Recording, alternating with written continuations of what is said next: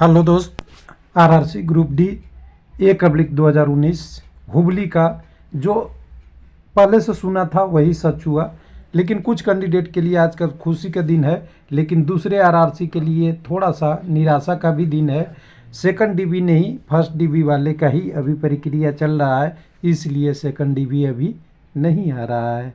हर लोग सवाल पूछते हैं कि क्या हुबली से सेकंड डीबी अभी आएगा। तो देखिए, इन्होंने अभी फर्स्ट डीबी को ही लोगों को खुशी देने में लगे हुए हैं, इसलिए सेकंड डीबी वाले बेचारे बिना गलती किए हुए, ऐसा नहीं कि वो गलती किए हैं, बिना गलती किए हुए आरआरसी के वैकेंसी गलत कैलकुलेशन के चाल में फंसे हुए हैं। चाल यह मतलब उन्होंने जो वैकेंसी कैलकुलेशन किया था बहुत ज़्यादा दे दिया था, जिसमें अभी पूरा ही नहीं हो पा रहा है, वो शेड्यूल है। तो देखिए, एक कैंडिडेट के पास लेटर आया है, देखिए मेरे पास नहीं आया है, तो मैं पहले ही बता देता हूँ कि इसको आप कैंडिडेट का लेटर समझेंगे। तो कैंडिडेट के पास ईमेल आया है और ईमेल में बोला गया है कि डाइवर्सन पैनल, और सब पहली बार बोले तो सबसे पहला ग्रुप डी का डाइवर्सन पैनल शुरू हो गया है। डाइवर्सन मतलब एक आरआरसी से दूसरे आरआरसी भेजना।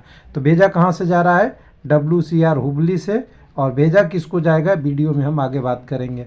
तो यहाँ पे देखिए, सबसे पहले इन्होंने क्या बोला है कि सेलेक्टेड जो कैंडिडेट थे उनको नोटिस भेजा गया कि बंगलुरु डिवीजन में नो वैकेंसी है असिस्टेंट पॉइंटमैन को, तो आपको डाइवर्ट करके सेंट्रल रेलवे मुंबई में, USCR भुवनेश्वर में, ECR आपका हाजीपुर पटना में, NCR इलाहाबाद में, NER गोरखपुर में और NFR गुवाहाटी में, NCR साउथ सिकंदराबाद में, WCR जबलपुर में और WR मुंबई में। इतने सारे जोनों में आप ऑप्शन दे सकते हैं कहाँ जाना चाहते हैं। अब इनको लिए कैंडिडेट को ऑप्शन मांगा गया है कि रेलवे बोर्ड आपसे कंसल्ट लेना चाहता है, आपकी अनुमति लेना चाहता है। आपकी क्या अनुमति आप दे रहे हैं, आप जाना चाहते हैं या अभी वेट करना चाहते हैं।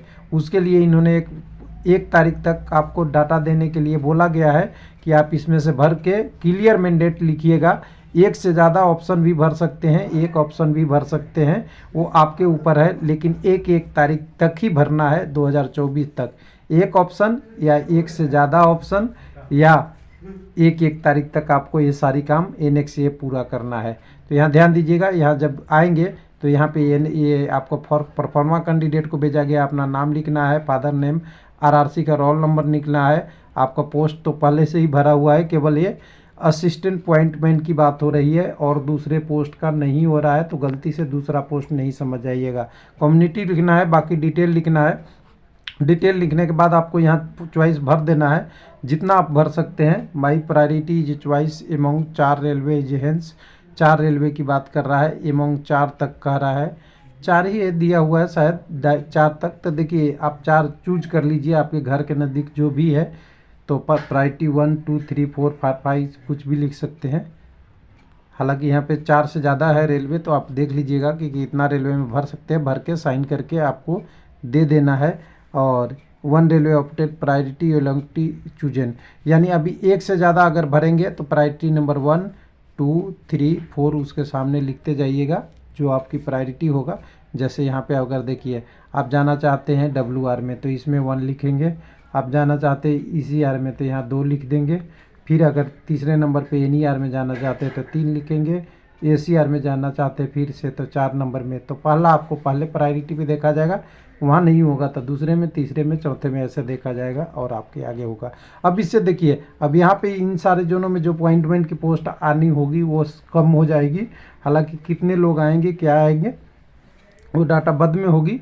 लेकिन अभी ध्यान दीजिएगा कि जो फर्स्ट डीबी है कैंडिडेट उन्हीं का नहीं हो रहा है, इसलिए सेकंड डीबी के चांसेस अभी भी कम है। और थोड़ा लग रहा है कि बाकी पोस्ट का तो हो सकता है, जैसे ट्रैक मेंटेनर वगैरह। और यहाँ इशू जो हुई है सबसे ज़्यादा असिस्टेंट पॉइंटमैन का ही हुआ है, जिनकी पहले ज्वाइनिंग 2025 तक की देने की बात चल रही थी, बाद में 2024 के जून तक किया। और अब अगर डाइवर्सन की बात हो रही है तो समझ सकते हैं वैकेंसी कम है और कैंडिडेट ज़्यादा है। थैंक यू, धन्यवाद।